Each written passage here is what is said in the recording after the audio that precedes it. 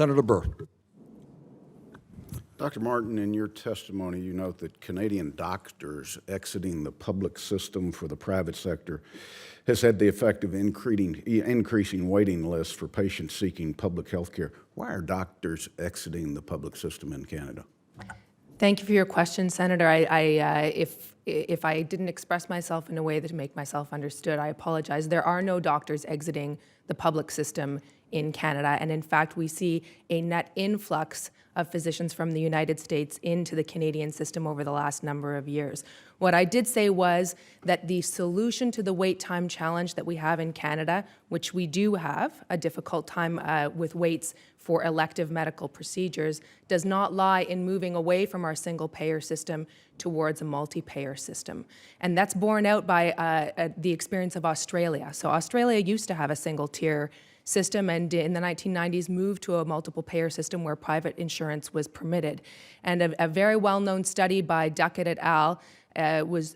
Tracked what took place in terms of wait times in Australia as the multi-payer system was put in place. And what they found was, in those areas of Australia where private insurance was being taken up and utilized, waits in the public system became longer. What do you say to an elected official who goes to Florida and not the Canadian system to have a heart valve replaced? It's actually interesting because, in fact, the people who are the pioneers of that particular surgery, which Premier Williams had, and had the best health outcomes in the world for that surgery, are in Toronto at the Peter Munk Cardiac Centre, just down the street from where I work. So what I say is that sometimes people have a perception. And I believe that actually this is fueled in part by media discourse, that going to where you pay more for something, that necessarily makes it better, but it's not actually borne out by the evidence on outcomes from that cardiac surgery or any other. One would believe the American people prefer their system because they know consciously they pay more. No, I think it's because they judge quality and they judge innovation. Ms. Pipes, in your testimony, you noted that more than 42,000 Canadians come to the United States each year for health care. Why is that? Because they find that they're on a waiting list in Canada for too long a period, and they feel that their health is at stake. So a lot of people in Canada come to the U.S. for MRIs, CT scans. There are many examples in the media of people like Brian McCreath, who came to the U.S. because he was told by his primary care doctor that he might have a brain tumor, but the wait for an MRI was very long. He spent the $1,000, came to the U.S., paid out of pocket. You will see advertisements in Canadian newspapers for MRIs, for neurosurgery. It's a pretty fertile ground to market in. Right. Dr. Martin, in your testimony, you state that the focus should be on reducing waiting times in a way that's equitable for all. What length of time do you consider to be equitable when waiting for care? Well, in fact, the Wait Time Alliance in Canada, sir, has established benchmarks across a variety of different diagnoses for what's a reasonable period to wait. And what we've found is that actually working within the single payer system, we can reorganize things. You know, I waited more than 30 minutes at the security line to get into this building today. And when I arrived in the lobby, I noticed across the hall that there was a second entry point with no lineup whatsoever. Sometimes it's not actually about the amount of resources that you have, but rather about how you organize people in order to use your queues most effectively. And that's what we're working to do, because we believe that when you try to address wait times, you should do it in a way that benefits everyone, not just people who can afford to pay. On average, how many Canadian patients on a waiting list die each year? Do you know? I don't, sir, but I know that there are 45,000 in America who die waiting because they don't have insurance at all. I live 1 hour away from the Canadian border.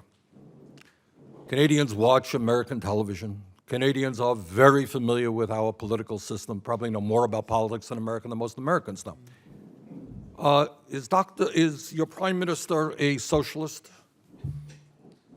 No, sir, our Prime Minister is quite conservative. He's the leader. Conservative? Yes, indeed. So obviously, as a conservative, he wants to implement the American healthcare system that the Canadians are very aware of. I gather that was probably the first thing he did when he took power. Is that right? Not exactly. Why not? Support for single-payer Medicare in Canada goes across all political stripes.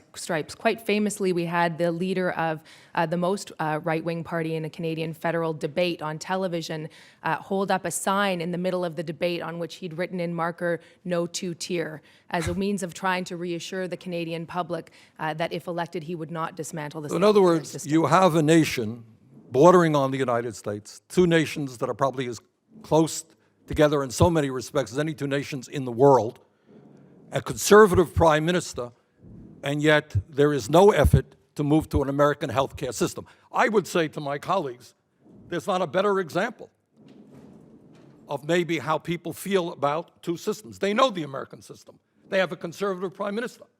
They can move in our direction, but for whatever reason, and I think sensible reasons, they understand that a system that guarantees health care to all of their people in a cost-effective way is the way that they want to stay.